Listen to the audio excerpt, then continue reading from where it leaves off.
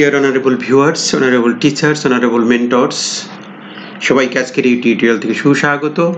প্রধান শিক্ষকগণের লিডারশিপ প্রশিক্ষণ 14 দিন ব্যাপী নতুন ম্যানুয়ালের আলোকে প্রাথমিক বিদ্যালয়ের প্রধান শিক্ষকদের জন্য যেটি ডেভেলপ করা হয়েছে সেই নতুন ম্যানুয়ালের আলোকে আমাদের আজকের এই ধারাবাহিক আয়োজন।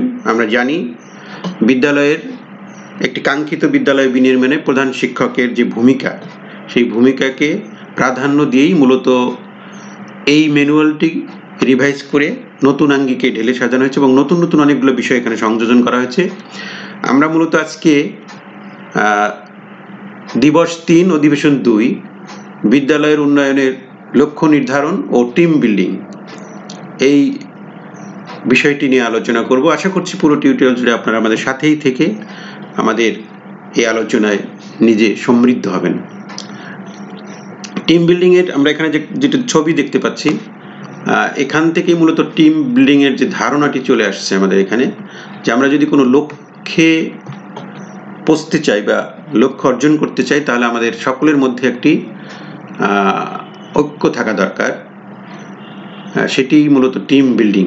আমরা টিম বিল্ডিংটিকে আমরা দল গঠনও বলতে পারি, মানে এটির বাংলা করলেও বলা যায় এটি মূলত দল গঠন।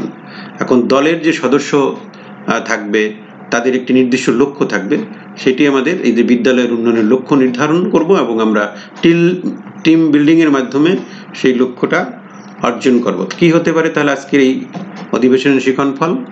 বিদ্যালয়ের সার্বিক উন্নয়নের লক্ষ্য নির্ধারণ করতে পারবো আমরা। একটি বিদ্যালয়কে কাঙ্ক্ষিত বিদ্যালয় বা আমরা যদি উন্নত মানের বিদ্যালয় বিনির্মাণ করতে চাই তাহলে আমাদের লক্ষ্য নির্ধারণ করতে হয়। সেই লক্ষ্যটা আমরা নির্ধারণ করতে পারবো এবং লক্ষ্য অর্জনের জন্য সফল টিম বিল্ডিং কিভাবে করতে হয়, করার উপায় কি, সেটি আমরা জানবো। এখানে এই ছবিটির মাধ্যম দিয়েও কিন্তু একটি টিম বিল্ডিং এ একটি চিত্র এখানে তুলে ধরা হয়েছে। অর্থাৎ সবার সম্মিলিত প্রয়াসে একটি সুনির্দিষ্ট লক্ষ্যে পৌঁছানো, সেটি হচ্ছে টিম বিল্ডিং এর মূল থিম। এবং সেই টিম বিল্ডিং করার উপায় কিভাবে হবে সেটি মূলত আমরা এখান থেকে জানতে পারবো। শুরুতেই আমরা টিম বিল্ডিং বলতে মূলত কি বোঝায় একটু আমরা থিমটা আলোচনা করে নিই। এখানে দুটি শব্দ রয়েছে, টিম বিল্ডিং, আমরা বলতে পারি দল গঠন, ঠিক আছে। এখন দল গঠন কিভাবে হবে? টিম বিল্ডিং হচ্ছে একটি চলমান প্রক্রিয়া যা একটি ওয়ার্ক গ্রুপকে একটি সমন্বিত ইউনিটি বিকশিত হতে সাহায্য করে। অর্থাৎ দলের সবার লক্ষ্য উদ্দেশ্য যখন এক হয়ে যায়, সেটি মূলত টিম বিল্ডিং তখনই কার্যকর হতে শুরু করে। দলের সদস্যরা শুধুমাত্র গোষ্ঠীর কাজগুলোকে সম্পন্ন করার জন্য প্রত্যাশাগুলো ভাগ করে না, তবে একে অপরের বিশ্বাস ও সমর্থন করে এবং একে অপরের পৃথক পার্থক্যকে সম্মান করে। অর্থাৎ দলের প্রত্যেকের নিজস্ব সক্ষমতা রয়েছে, সেটিতে তারা বিশ্বাস করে এবং একে অপরের প্রতি যে আস্থা থাকে, সেই সম্মিলিত আস্থার মধ্য দিয়ে মূলত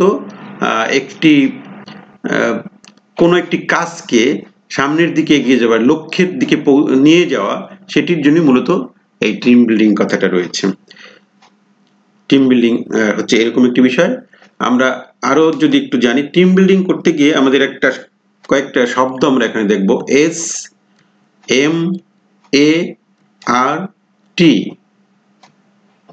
স্মার্ট। আমরা এই স্মার্ট কথাটা ইদানিংকালে খুব বেশি শুনি, এটা অনেক আগের থেকে আমাদের চলে আসছে। স্মার্ট বলতে বোঝায় কোনো একটি কাজকে সুন্দর মতো করতে পারার যে দক্ষতা, স্মার্ট, সেটি মূলত স্মার্ট। এবং এটির যে অ্যাব্রিভিয়েশন সেটা আমরা জানি, সেটি হচ্ছে স্পেসিফিক, মেজারেবল, অ্যাটেইনেবল, রিলিভেন্ট এবং টিতে হচ্ছে টাইম বাউন্ড। আমাদের এই টিউটোরিয়ালগুলো যদি আপনারা ভালো লাগে তাহলে আপনারা লাইক ও শেয়ার করে দেবেন এবং এই সব টিউটোরিয়াল আপনারা একসাথে পাবেন আইসিটি ট্রেনিং ফর অল চ্যানেলটিতে। Is it specific? এস যেটি বলা হয়েছে সেটিতে ইজ ইট স্পেসিফিক, সেটি কি সুনির্দিষ্ট? এস যেটি বলা হয়েছে অর্থাৎ ইজ ইট মেজারেবল, এটি কি পরিমাপযোগ্য? ইজ ইট অ্যাটেইনেবল, এটা কি অর্জনযোগ্য? ইজ ইট রিলিভেন্ট, প্রাসঙ্গিক? Is it time bound? আমরা এই যে কথাগুলো আমরা বলছি, যদি সুনির্দিষ্ট হয় হ্যাঁ না, মেজারেবল হলে হ্যাঁ না, এবং তার যৌক্তিকতা কি, এটি আমরা একটু আলোচনা করে নিতে পারি। মূলত স্মার্ট শব্দটা আমরা জেনেছি আমাদের বিদ্যালয়ের উন্নয়নের জন্য একটি স্মার্ট গোল থাকা দরকার, সেই জন্য আমরা এই কথাটা জানছি। S for specific, M for measurable, A for attainable, R for relevant এবং টি ফর টাইম বাউন্ড। এখানে অনেকে এতে অ্যাচিভ অ্যাবল কথাটা আমরা অনেক সময় শুনেছি, অ্যাচিভ অ্যাবলের থেকে মূলত অ্যাটেইনেবল কথাটাই যুক্তিযুক্ত, কারণ এটা হচ্ছে অ্যাকশন ওরিয়েন্টেড, ঠিক আছে। সেই জন্য আমরা যে বিদ্যালয়ের উন্নয়নের জন্য স্মার্ট গোল করব, সেই স্মার্ট গোলটা কি? আমরা স্মার্ট শব্দটা শিখছি এ কারণেই, বা এখানে আলোচনা আসছে এ কারণেই, যে আমাদের যে গোলটা করতে হবে, স্কুলের যে লক্ষ্যটা নির্ধারণ করতে হবে, সেটি স্মার্ট হতে হবে। সেই জন্যই মূলত আমরা স্মার্ট কথাটা আনছি এখানে। এটা আমরা জেনেছি যে স্পেসিফিক, মেজারেবল, অ্যাটেইনেবল। অ্যাটেইনেবল এ কারণেই বলা হয়েছে, অ্যাচিভেবল নয়। অ্যাটেইনেবল এ কারণেই বলা হয়েছে যেটা action oriented, and it will be action oriented. এটা অর্জন করতে হয়, অর্জন করার জন্য শ্রম দিতে হয়, কাজ করতে হয়, সেই জন্য এটি অ্যাটেইনেবল, অ্যাচিভেবল নয়।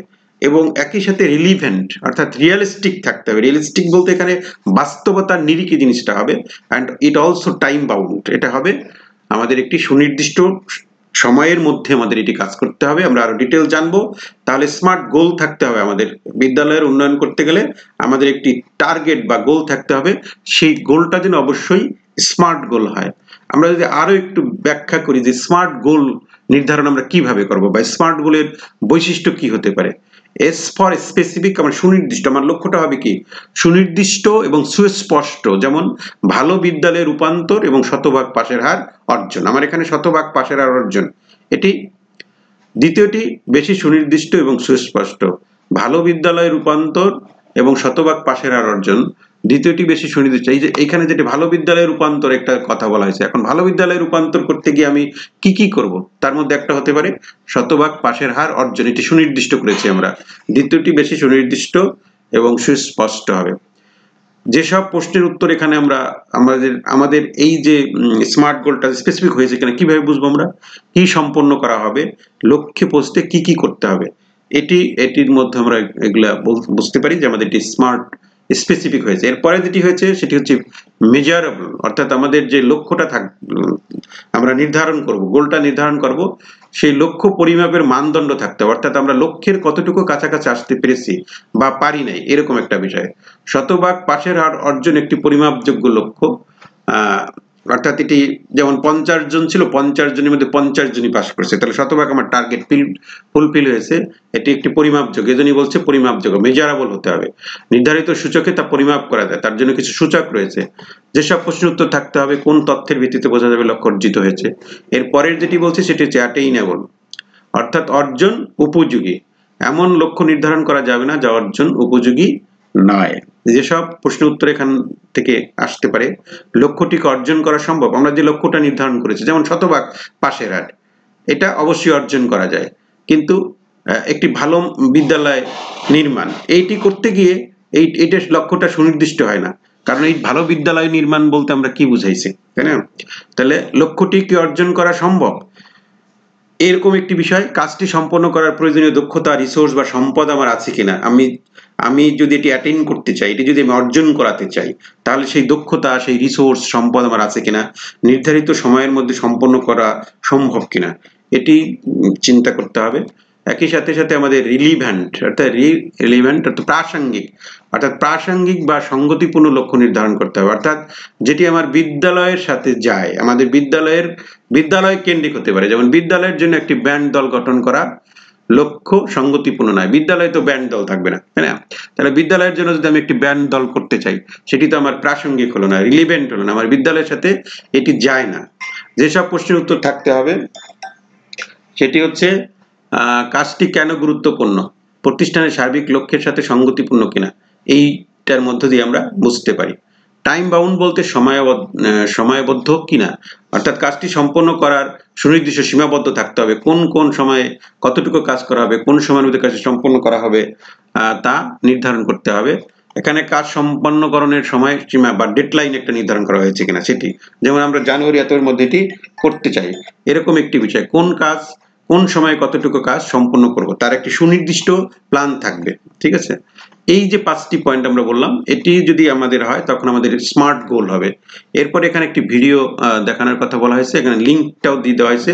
এই ভিডিওটি দেখলে আমাদের টিম বিল্ডিং এর যে ধারণাটা সেটি আমাদের অনেক ইজি হয়ে যাবে, সবাই সুন্দর করে বুঝতে পারবে। এই ভিডিওতে মূলত দেখানোর চেষ্টা করা হয়েছে যে আমরা যখন একটা টিম বিল্ডিং করা হয়, সেই বিল্ডিং এ একজন পারফর্মার থাকে, বিভিন্ন ধরনের সদস্য থাকে, তাদের সবার মন মানসিকতা একরকম থাকে না, সেটি আগে ফাইন্ড আউট করতে হবে। সেই দলের ভিতরে কেউ, এখানে বলছে যে পিটিএস বা এসপি, মানে ওই দলের মধ্যে কেউ থাকে, ভিডিওতে যেটা আমরা দেখবো দমনকারী, অর্থাৎ সে পিছু টানে, পিছু দিকে টান দেয়।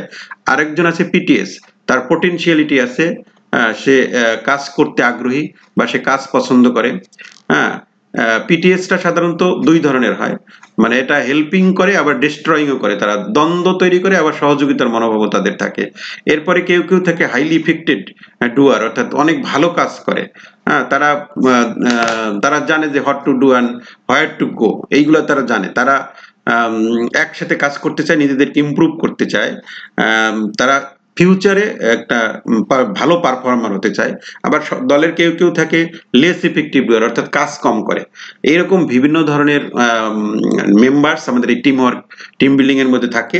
একজন নেতা হিসেবে, পারফর্মার হিসেবে সেটি খুঁজে বের করতে হবে এবং তাদেরকে নিয়ে বা তাদেরকে বাদ দিয়ে হতে পারে ইভেন আমাদের সামনের দিকে এগিয়ে যাওয়ার যে লক্ষ্যে এগিয়ে যাওয়া, সেটি মূলত এই ভিডিওর মাধ্যমে দেখানো হয়েছে। আমরা এ পর্যায়ে আমরা টিম বিল্ডিং এর আরো জানবো, বিদ্যালয়ের কোন কোন কাজে টিম বিল্ডিং করতে হয় এবং কিভাবে শিক্ষকগণ টিম বিল্ডিং করে থাকে, সেটি নিয়ে আমাদের আলোচনা হবে। সেই আলোচনার পরে আমরা টিম বিল্ডিং এর ধারণাটা এখান থেকে বলে দেবো। অর্থাৎ প্রাতিষ্ঠানিক কোনো কাজ সুষ্ঠুভাবে সম্পন্ন করার জন্য টিম বিল্ডিং খুবই গুরুত্বপূর্ণ, কারণ যিনি টিম লিডার বা প্রধান শিক্ষককে যদি আমরা বলি, এখানে তিনি হচ্ছে টিম লিডার। টিম লিডার তো একা সব কাজ করবে না, তাকে একটা সবার সহযোগিতা নিয়ে কাজ করতে হবে। সেজন্য টিম বিল্ডিংটা খুবই গুরুত্বপূর্ণ। মানে টিম বিল্ডিংটাকে আমরা টিম বন্ডিংও বলতে পারি। একটি সফল টিম বিল্ডিং করতে হলে কিছু ধাপ অনুসরণ করতে হয়, সেই ধাপগুলো আমরা সংক্ষেপে আলোচনা করে যাব। যেমন দলের সদস্য নির্বাচন করা। এখন দলের সদস্য নির্বাচন করতে গিয়ে সঠিক লোক নির্বাচন করতে হবে, কারণ ওখানে একজন যদি মানে তার যদি ভালো লক্ষ্য না থাকে, তিনি ওখানে যদি একজন খারাপ লোক প্রবেশ করে দলের মধ্যে, তাহলে তিনি একাই কিন্তু পুরো সিস্টেমটাকে পোস্টপন্ড করে দিতে পারে। দলের সদস্য বিবেচনার সময় বিবেচনা করতে হবে বিভিন্ন ধরনের দক্ষতা অভিজ্ঞতা সম্পন্ন লোকের সমন্বয়। অর্থাৎ একটা কাজ করতে গেলে বিভিন্ন দিকে দক্ষ লোক থাকা দরকার, অভিজ্ঞ লোক থাকা দরকার, তাদেরকে এখানে ইনভলভ করতে হবে। নতুন কোনো কাজের জন্য দল গঠন করতে হলে বর্তমানে যে দল রয়েছে সেখানে কোনো ঘাটতি রয়েছে কিনা বিবেচনা করে নতুন সদস্য নির্বাচন করতে হবে। অর্থাৎ সদস্য নির্বাচন করা কিন্তু একটা গুরুত্বপূর্ণ বিষয় টিম বিল্ডিং এর ক্ষেত্রে। এরপরে যেটা আছে, প্রত্যেকের ভূমিকা সুনির্দিষ্ট করা, হ্যাঁ, এবং দায়িত্ব সুনির্দিষ্ট করা, কার কি কাজ হবে, কে কোনটা করবে, সেটি সুনির্দিষ্ট করে দিতে হবে। এবং যেমন ফুটবল খেলার কথা এখানে বলা আছে, ফুটবল খেলায় বিভিন্ন খেলোয়াড় বিভিন্ন পজিশনে থাকে, কে কোন পজিশনে খেলবে তা আগে থেকে নির্ধারণ করতে হবে। আমাদের বিদ্যালয়ের ক্ষেত্রে আমরা বিভিন্ন ধরনের অ্যাক্টিভিটিস হয়ে থাকে, যেমন হতে পারে স্পোর্টস বা খেলাধুলার আয়োজন, সেখানে কে কোন কাজ করবে সেগুলো সুনির্দিষ্ট করা। এরকম হতে পারে যেমন মাস সমাবেশে কার কি দায়িত্ব শ্রেণী ওয়াইজ ভাগ করে দেওয়া, এরকম হতে পারে, সেটি কিন্তু পূর্বেই দেওয়া হয়ে থাকে। প্রয়োজনে যদি পজিশন পরিবর্তন করা লাগে কখনো, সেটিও নির্দেশনাও কিন্তু পূর্বেই দেওয়া হয়ে থাকে। তাহলে আমাদের দায়িত্ব সুনির্দিষ্ট করতে হবে। এরপরে কি কাজ, সকলের মাঝে যোগাযোগ বৃদ্ধি করা, যেটাকে আমরা বলছি কমিউনিকেশন। অর্থাৎ একটা মানে দলের সকলের মাঝে সুসম্পর্ক তৈরি করতে দলের সকলের মাঝে একটা যোগাযোগ থাকা দরকার। কমিউনিকেশন গ্যাপের কারণে কিন্তু অনেক সময় অনেক ধরনের সমস্যা তৈরি হয়। আর কমিউনিকেশনটা যখন জোরালো থাকে তখন কিন্তু এক ধরনের হৃদ্যতাও তৈরি হয়, তাই না? কার্যকর যোগাযোগ সময়ের অপচয় রোধ করে এবং উৎপাদন বৃদ্ধি করে। সকলের মাঝে যোগাযোগ সংস্কৃতি তৈরি হলে অন্তকন্দল কমে আসে এবং দলের মাঝে উপদল তৈরি হওয়ার সম্ভাবনা থাকে না। দলে তখন আবার মানে টিম বিল্ডিং এর ক্ষেত্রে আর একটা সমস্যা, সেটি হচ্ছে দলের মধ্যে আবার কেউ কেউ উপদল তৈরি করে ফেলে। অর্থাৎ মানে পুরো বিষয়টাকে তারা ভিন্ন দিকে মোটিভেট করে তারা আলাদা কয়েকজনকে আবার উপদল তৈরি করে, এটি কিন্তু খুবই খারাপ বিষয় হতে পারে। তারপর আস্থা অর্জনের মাধ্যমে সম্পর্কের উন্নয়ন। আমরা যে কাজ করব, টিম বিল্ডিং যে করব আমরা, কিন্তু আমি যে পারফর্মার হবে তার কাজের মধ্য দিয়ে সকলের প্রতি সকলের সাথে তার সম্পর্কের উন্নয়ন করতে হবে, আস্থা তৈরি করতে হবে, দলের কাজে একে অপরকে সহযোগিতা করতে হবে। একে অন্যের প্রতি আস্থাশীল হলে সহযোগিতা চাওয়ার ক্ষেত্রে সহকর্মীদের মধ্যে যদি দ্বিধা থাকে না, একে অপরের প্রতি সন্দেহ থাকে না। যখন সন্দেহ দেখা যাবে, আস্থার অভাব হবে, তখন কিন্তু সম্পর্কের টানাপোড়েন শুরু হবে এবং সেক্ষেত্রে কিন্তু টিম বিল্ডিং এর যে লক্ষ্যটা ছিল, অর্থাৎ আমাদের যে টার্গেট ছিল, আমাদের যে স্মার্ট লক্ষ্য আমরা তৈরি করেছিলাম, সেই জায়গা কিন্তু আর পৌঁছানো সম্ভব হবে না। এরপরে কি, সহযোগিতার সংস্কৃতি তৈরি, অর্থাৎ প্রত্যেকে প্রত্যেকের জন্য, এই যে কোনো কাজ করতে গেলে এককভাবে হয় না। হ্যাঁ, এককভাবে কাজ করলে কিন্তু প্রতিষ্ঠানের সাফল্য আসে না। খুবই দক্ষ অভিজ্ঞ লোকের পক্ষেও সেটি সম্ভব নয় যে তিনি একাই সবকিছু করে দিয়ে এই প্রতিষ্ঠানকে একটা ভালো প্রতিষ্ঠানে দাঁড় করাবেন, সেটি কিন্তু সম্ভব হয় না। এর জন্য কি প্রয়োজন তাহলে? এর জন্য প্রয়োজন একটি সমন্বিত প্রচেষ্টা, অর্থাৎ হলিস্টিক অ্যাপ্রোচে আমাদের আগাতে হবে। সকলেই যেন সম্মিলিতভাবে কোনো লক্ষ্যের জন্য উদ্যোগী হয় এবং তার জন্য প্রয়োজনীয় প্রতিষ্ঠানের সহযোগিতার যে সংস্কৃতি সেটি যেন বিদ্যমান থাকে। নতুন যোগদান করা একজন কর্মী যখন দেখে যে ওই প্রতিষ্ঠানে সকলে একে অপরের সহযোগিতা করে, তখন তার মাঝেও কিন্তু সহযোগিতা মনোভাব তৈরি হয়। অর্থাৎ একটি স্কুলকে যদি আমরা কাঙ্ক্ষিত মানে করতে চাই, তাহলে আমাদের টিম বিল্ডিং বা টিম বন্ডিংও বলতে পারি আমরা, এটি খুব কার্যকর একটি উপায় হতে পারে। যেমন খেলার ক্ষেত্রে যে কোনো প্রতিষ্ঠান তৈরির ক্ষেত্রে ভালো প্রতিষ্ঠানের উদাহরণ হিসেবে যদি আমরা দেখি, তাহলে কিন্তু এটি আমরা দেখতে পাই যে সেখানে টিম বন্ডিংটা বা টিম বিল্ডিংটা খুবই গুরুত্বপূর্ণ। এরপর হচ্ছে জবাবদিহিতা নিশ্চিত করা, অর্থাৎ প্রত্যেকের জন্য কাজ সুনির্দিষ্ট করা হয়েছে, তাহলে প্রত্যেকের কাজ করে কিনা সেটির জবাবদিহিতা থাকতে হবে। এবং জবাবদিহিতা থাকলে কি হয়, কর্মপরিবেশ সুন্দর হয়। তবে জবাবদিহিতার নামে কাউকে কিন্তু হয়রানি করা যাবে না। কোনো কাজ সম্পাদন করতে গেলে ভুল হওয়াটা স্বাভাবিক। কেন ভুল হলো এরকম প্রশ্ন না করে কি করলে ভুল এড়ানো যেতে পারে সেটির দিকে মনোযোগী হতে হবে।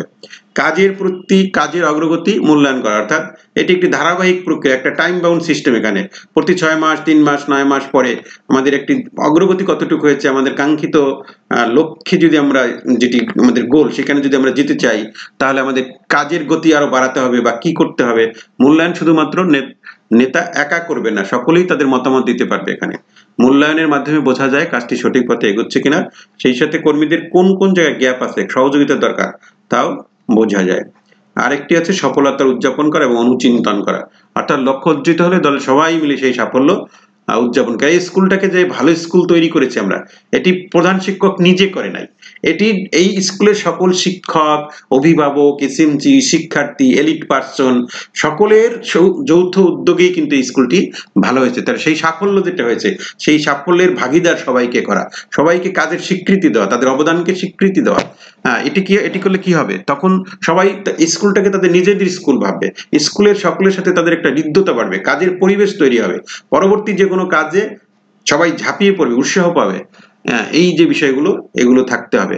বা কাজটি কিভাবে সম্পন্ন হলো, সম্পাদনের মধ্যে কি বাধা ছিল, তা কিভাবে মোকাবেলা করা হয়েছে, আর কি করা যেত চিন্তা করতে, মানে অনুচিন্তন, পরবর্তী কাজের জন্য সেলফ রিফ্লেকশন যেটাকে আমরা বলছি। এই 8টি ধাপ রয়েছে। এই 8টি ধাপ আমাদের একটি টিম বিল্ডিং এর 8টি ধাপ বলা হয়েছে। এই 8টি ধাপগুলোকে আমরা পরবর্তীতে কনসাইজ করা হয়েছে। যেমন আমাদের বিভিন্ন বিশেষজ্ঞগণ টিম বিল্ডিং প্রক্রিয়ার ধাপ ও প্রতিটি ধাপে দলনেতার করণীয় একটি আলোচনা করেছেন। আমরা যদি টিম বিল্ডিং নিয়ে লেখাপড়া করি বা আমরা যদি আরো দেখি বিভিন্ন জার্নাল বা আমরা বিভিন্ন পত্রপত্রিকা লেখা দেখি, তাহলে দেখবো আমরা এই টিম বিল্ডিং নিয়ে অনেকেই কাজ করেছে। তার মধ্যে একজন রয়েছে ব্রুসি ট্রাকম্যান নামে একজন শিক্ষা মনস্তত্ত্ববিদ। তিনি টিম বিল্ডিং এর কয়েকটি পর্যায়ে বর্ণনা দিয়েছেন। আমরা 8টি ধাপ জানলাম যে এই 8টি ধাপের মাধ্যমে কাজটি হয়, কিন্তু এটিকে মূলত মূলে 4টা ভাগে ভাগ করা হয়েছে। একটা হলো ফর্মিং, স্টর্মিং, নর্মিং এন্ড পারফর্মিং। একটি সফল দলকে এই পর্যায়গুলো অতিক্রম করতে হয় ধাপে ধাপে, এটি মূলত এখানে ব্যাখ্যা করা হয়েছে এবং আমরা এটার ব্যাখ্যাটা আরো দেখব। এখানে এই যে প্রি স্টেজ যেটাকে বলছি এবং লাস্টে যেটা রয়েছে জার্নিং, এই দুটো বলা হয় নাই, ঠিক আছে। এখানে ফর্মিং, স্টর্মিং, নর্মিং এবং পারফর্মিং এগুলো বলা হয়েছে। তাহলে প্রি স্টেজ যেটা একদম, এখানে দলের সদস্যরা প্রত্যেকেই আলাদা আলাদা রয়েছে, অর্থাৎ তাদের মধ্যে কোনো দল গঠন করা হয় নাই। এইখানে কি দল গঠন করা হয়েছে, ফর্মিং, অর্থাৎ দল গঠন করা হয়েছে। এখানে একটা দল গঠন করা হয়েছে, দলের সবাই এখানে রয়েছে। আর এই জায়গাটা আমরা কি দেখতে পাচ্ছি, অর্থাৎ স্টর্মিং মানে কি দলের সদস্যদের মধ্যে বিভিন্ন ভুল বোঝাবুঝি হলে পরস্পরের কাদা ছোড়াছুড়ি সেরকম একটি বিষয় এখানে স্টর্মিং বলা হয়েছে, এটা আমরা ডিটেল জানবো। এর পরবর্তীতে সবাই আলোচনার মাধ্যমে একটা সুনির্দিষ্ট নর্মিং মানে নর্মাল হয়েছে, তার এক কথা বলতে পারি আমরা, অর্থাৎ আমাদের যে পারফরমারের সাথে সবাই একই লক্ষ্যে তারা উপনীত হয়েছে, এটি একটা পরবর্তীতে তারা পারফর্মিং করেছে এবং পরবর্তীতে এই কাজের সমাপ্তি মানে অ্যাডজার্নিং মানে হচ্ছে স্থগিত করা, অর্থাৎ এই কাজটি পর্যায়ে শেষ হয়ে গেছে। এখন আমরা যখন দেখছি আমরা যে কাজটা আস্তে আস্তে যখন উপরের দিকে উঠছে, প্রথম দিকে কিন্তু সবাই ইন্ডিপেন্ডেন্স অর্থাৎ প্রত্যেকেই স্বাধীন, আর যখন তারা একটি বন্ডিং হয় অর্থাৎ তাদের মধ্যে টিম বিল্ডিং হতে থাকে তখন তারা পরস্পরের উপরে নির্ভরশীল হয়, ডিপেন্ডেন্ট করে এবং অনেক ক্ষেত্রে তারা ইন্ডিপেন্ডেন্টলি কাজ করে থাকে। এরপরে রিটার্ন টু ইন্ডিপেন্ডেন্স, পরবর্তীতে আবার তারা ইন্ডিপেন্ডেন্ট হয়ে যায়। এটি নিয়ে আমাদের আরো আলোচনা রয়েছে, আমরা সামনে একটু দেখি। প্রথমে যেটা বলছিলাম আমরা পারফর্মিং তো না ফর্মিং যেটাকে আমরা বলছি, ফর্মিং হচ্ছে একটি নির্দিষ্ট লক্ষ্যে সবাই একত্রিত হয় যে আমরা এই কাজটা করতে চাই। এই পর্যায়ে দলের সদস্যদের মধ্যে অনিশ্চয়তা থাকে, হ্যাঁ, দলে তাদের ভূমিকা কি হবে, কে কি করবে, শেষ পর্যন্ত হবে কিনা, কেউ কেউ প্রভাব বিস্তার করতে চেষ্টা করে, কেউ কেউ খুবই আশাবাদী থাকে, প্রত্যাশা খুব বেশি থাকে। এই পর্যায়ে ফর্মিং অর্থাৎ আমরা একটা কাজ যখন করতে চাই, যখন দল গঠন করে তখন এটা হয়। এবং এই পর্যায়ে নেতা এসে কি করে, যে ফর্মিং পর্যায়ে নেতার থাকে কি, তিনি সকলের সাথে পরিচিতি ঘটান, জড়তা দূর করেন, তারপরে তাদের সকল কাজের ব্যাকগ্রাউন্ড দক্ষতা সকলে তুলে ধরেন, যে আগেও কিন্তু আমরা এরকম করেছি। বিস্তারিত একটি কল্প পরিকল্পনা শেয়ার করেন যে আমরা এই করতে চাই, সদস্যদের যাতে নিজেদের গুছিয়ে নিতে পারে সেই সময় সুযোগ দেন যে আপনারা এটা করার জন্য এত সময় পাবেন, সময়বদ্ধ কর্মসূচি প্রণয়ন করেন, দল পরিচালনার সাধারণ নিয়মগুলি সম্পর্কে অবহিত করেন, কাজটি বাস্তবায়নে জন্য কি সোর্স আছে তা নির্ধারণ করে সকলকে জানান এবং প্রত্যেকের দায়িত্ব ও ভূমিকা সুনির্দিষ্ট করেন। অর্থাৎ দল গঠন পর্যায়ে তিনি মূলত অনেকগুলো কাজ করে থাকেন যাতে দলের সদস্যরা এই কাজটাকে নিজের কাজ মনে করে। পরবর্তীতে যেটি আমরা দেখছি স্টর্মিং, অর্থাৎ প্রথম পর্যায়ের প্রত্যেকের মাঝে উচ্চাস ছিল, কিন্তু যখন দল গঠন করা হয়ে গেছে এই পর্যায়ে তারা বর্তমান কাজের পরিস্থিতি দেখে অনেক অসঙ্গতি লক্ষ্য করে, যে না শুরুতে তো বলছিলেন আপনি এই অনেক কিছু বলছিলেন, হ্যাঁ, অর্থাৎ এই কালীনটাকে বলছে সংকটকালীন পর্যায়ে। অর্থাৎ এই সময় দলের সদস্যদের মধ্যে বিভাজন দেখানো হয়। প্রথমে তো অনেক স্বপ্ন দেখেছি, অনেক কিছু বলছে এই করবো এটা করবো, কিন্তু পরবর্তীতে বিভাজন দেখা গেছে যে কাজের সাথে বাস্তবতার মিল নেই, অর্থাৎ সদস্যদের মধ্যে একটা ভুল বোঝাবুঝি তৈরি হয় পর্যায়ে এসে। ফলশ্রুতিতে কি হয়, তখন উপদল তৈরি হয়ে যায়, কে কতটুকু কাজ করেছে, কে প্রাধান্য বিস্তার করেছে, এই অভিযোগ আসতে থাকে, হ্যাঁ, যে আমাকে আপনি ডাকেন নাই বা ওনাকে বেশি গুরুত্ব দিয়েছেন, এরকম কিন্তু হয়। অধৈর্য হয়ে একে অপরের দুর্বলতা প্রকাশ করতে থাকে। এই কঠিন পর্যায়টা, এই জন্য এটাকে বলছে স্টর্মিং, অর্থাৎ ঝড় ওঠে এই জায়গাটায়। এই কঠিন পর্যায় অতিক্রম করতে হলে প্রত্যেক ব্যক্তি স্বাতন্ত্র্য মেনে নিয়েই সবাইকে একসাথে কাজ করতে হবে, তা না হলে দীর্ঘমেয়াদী সমস্যা দেখা দেবে এবং লক্ষ্য অর্জন কঠিন হয়ে পড়বে। তাহলে নেতার এই পর্যায়ে কাজ কি? নেতার কাজ হচ্ছে অন্তকন্দল যেটা দূর করা, তারপরে কাজ প্রদান করা যাতে সদস্যরা একে অপরের কাছাকাছি আসতে পারে, প্রত্যেকের সাথে আলাদা ডায়লগ করা, গঠনমূলক ফিডব্যাক দেওয়া, দলের প্রতি প্রতিফলনমূলক চিন্তা করা, প্রত্যেকের সাথে আলাদাভাবে ডায়লগের মাধ্যমে তার মনোভাব বোঝার চেষ্টা করা, সমস্যার কথা শোনা এবং সমাধান উদ্যোগী হওয়া, কাজকে সফল করতে কর্মীদের পরামর্শ দেওয়া। এই ঝড় থামাতে হলে এইভাবে করতে হবে। পরবর্তীতে নর্মিং, ঝড় থেমে গেছে, এখন নর্মাল হয়ে গেছে বিষয়টা, অর্থাৎ মধ্যকার দ্বন্দ্ব দূর করার প্রয়াস নেওয়া হয়েছে, প্রত্যেকের দায়িত্ব ভূমিকা সুস্পষ্ট হয়েছে, সিদ্ধান্ত গ্রহণে তারা সমঝোতা করতে শিখেছে, ফলে একতা তৈরি হয়েছে এবং অপরের প্রতি আস্থা জন্ম নিয়েছে এবং দল তৈরির নতুন নিয়ম কারণ আচরণবিধি তৈরি করা হয়েছে এবং সমস্যাগুলো মোকাবেলা করতে সবাই প্রস্তুত, ফলাবর্তন গ্রহণ করা এবং সমস্যার সমাধানে উদ্যোগী হয়, ফলে কর্ম পরিবেশ উন্নত হয় এবং দলের কার্যকারিতা বৃদ্ধি পায়। অর্থাৎ এটা সাধারণ নর্মাল যে সিচুয়েশন সেটি চলে আসে এবং আমাদের যে লক্ষ্য থাকে সেই লক্ষ্যের প্রতি সবাই অবিচল থাকে এবং কাজ করা শুরু করে। এই পর্যায়ে এসে টিম লিডারের কাজ কি হবে? একে অপরের সহযোগিতা সংস্কৃতির চর্চা করতে হবে, সহযোগীরা যাতে বৃহত্তর ভূমিকা অবতীর্ণ হয় সেজন্য তাদের মধ্যে বাড়তি দায়িত্ব দিতে হবে, দলের সিদ্ধান্ত নেওয়ার সুযোগ দিতে হবে, দলকে সিদ্ধান্ত নেওয়ার সুযোগ দিতে হবে, অর্থাৎ একা কোনো প্রভাব বিস্তার করা যাবে, নতুন সদস্য যুক্ত হলে সে যাতে বিচ্ছিন্ন না থাকে সেই ব্যবস্থা করতে হবে, সমস্যা সমাধানের দল যাতে নিজেদের সৃজনশীলতার প্রদর্শন করতে পারে সেই সুযোগ করে দিতে হবে। যেসব সদস্য অপেক্ষাকৃত কম সক্রিয় থাকে তাদের অংশগ্রহণ বৃদ্ধি করতে হবে, অর্থাৎ তাদের এইটার প্রতি যে এইটার সাথে তিনি যে সংযুক্ত, অর্থাৎ তার ওনারশিপটা বৃদ্ধি করতে হবে। যেসব সদস্য কম কথা বলে তাদের দিকে মনোযোগ দেওয়া এবং তাদের বক্তব্য প্রদানের সুযোগ করে দেওয়া, এই পর্যায়ে মূলত এটি করা হয়ে থাকে। পরবর্তীতে পারফর্মিং পর্যায়ে যেটি রয়েছে, পরবর্তী ধাপগুলো সফলভাবে অতিক্রম করতে পারলে দল এমন একটি পর্যায়ে পৌঁছায় যেখান থেকে কর্মদক্ষতা বাড়ে, অর্থাৎ সবাই পারফর্ম করতে পারে এবং এই পর্যায়ে কোনো কোন্দল থাকে না, নেই বললেই চলে, এবং একে অপরে পুরোপুরি প্রস্তুত থাকে, কি হচ্ছে কেন হচ্ছে সবাই জানে, স্পষ্ট ধারণা থাকে, ফলে তারা কাজ শিখতে থাকে। এই পর্যায়ে সে নেতার কাজ কি? একজন নেতা এই পর্যায়ে এসে কারো প্রতি বেশি বন্ধুত্ব, কারো প্রতি বিদ্বেষমূলক না হওয়া, সেটা হওয়া যাবে না। নতুন নতুন চ্যালেঞ্জ প্রদান করা যাতে কর্ম উদ্দীপনা তৈরি হয়, সদস্যদের মধ্যে সম্পর্ক যাতে সকলে ক্ষতিগ্রস্ত না হয়, সম্পর্ক যাতে দলের কাজকে ক্ষতিগ্রস্ত না করে সেদিকে লক্ষ্য রাখতে হবে। অন্যদের মধ্যে নেতৃত্বের বিকাশে সহায়তা করতে হবে, অর্থাৎ এখানে ট্রান্সফর্মিং লিডারশিপ যেটা অন্যদের মধ্যে সেটি যাতে আরো সঞ্চারিত হয় বা বিকশিত হয়, সকলের সমান অংশগ্রহণ নিশ্চিত করতে হবে। এটা হচ্ছে পারফর্মিং পর্যায়ে। তাহলে আমরা ব্রাস-টুকম্যানের 4টা যে ধাপ রয়েছে সেই ধাপগুলো জানলাম, এবং প্রতিটি ধাপে মূলত আমাদের যে করণীয়, একজন লিডার বা পারফরমারের যে করণীয়, আমরা এখানে বিদ্যালয়ের প্রধান শিক্ষকের যে স্কুল বেসড ভিউ অ্যাক্টিভিটি তিনি গ্রহণ করবেন, সেই ধারণাগুলো এখান থেকে তিনি এই 4টা পর্যায়ে তিনি অবতীর্ণ হতে পারলে বা এই 4টা পর্যায়কে ওভারকাম করে তিনি মূলত একটি কাজকে টিম বিল্ডিং এর মাধ্যমে নির্দিষ্ট যে লক্ষ্য থাকে, স্মার্ট টার্গেট যেটি করা হয়েছিল, লক্ষ্য যেটা নির্ধারণ করা হয়েছিল, সেই লক্ষ্যে তিনি পৌঁছতে পারেন। এই অধিবেশন শেষে আমরা অধিবেশনের সাম আপ করে কোন কোন প্রতিষ্ঠানের আলোকে, বৈশিষ্ট্যের আলোকে লক্ষ্য নির্ধারণ করতে হয় সেটি একটি বিষয় আমরা প্রশ্ন জিজ্ঞেস করে, আর একটি সফল টিম বিল্ডিং এ আপনার করণীয় কি, এটি দুটি প্রশ্নের মাধ্যমে আমরা যাচাই করে নেব। Thanks for watching the tutorial. দেখা হচ্ছে পরের কোনো টিউটোরিয়ালে। আমাদের এই সব টিউটোরিয়াল আপনারা একসাথে পাবেন আইসিটি ট্রেনিং ফর অল চ্যানেলটিতে। শিক্ষা, প্রযুক্তি, প্রশিক্ষণ, সমসাময়িক যে কোনো বিষয় নিয়ে সবার আগে টিউটোরিয়াল পেতে আমাদের চ্যানেলটি সাবস্ক্রাইব করে আমাদের কাজকে উৎসাহিত করবেন। আমাদের হোয়াটসঅ্যাপ নাম্বারে আপনারা ভালো লাগা মন্দ লাগা শেয়ার করতে পারেন। Bangladesh online ICT training support Facebook page ও গ্রুপে আমাদের এই টিউটোরিয়ালগুলো নিয়মিত আপলোড করা হয়, সেখান থেকে আপনারা এই টিউটোরিয়ালগুলো দেখে নিতে পারেন। দেখা হচ্ছে পরের কোনো টিউটোরিয়ালে। সবার জন্য শুভকামনা।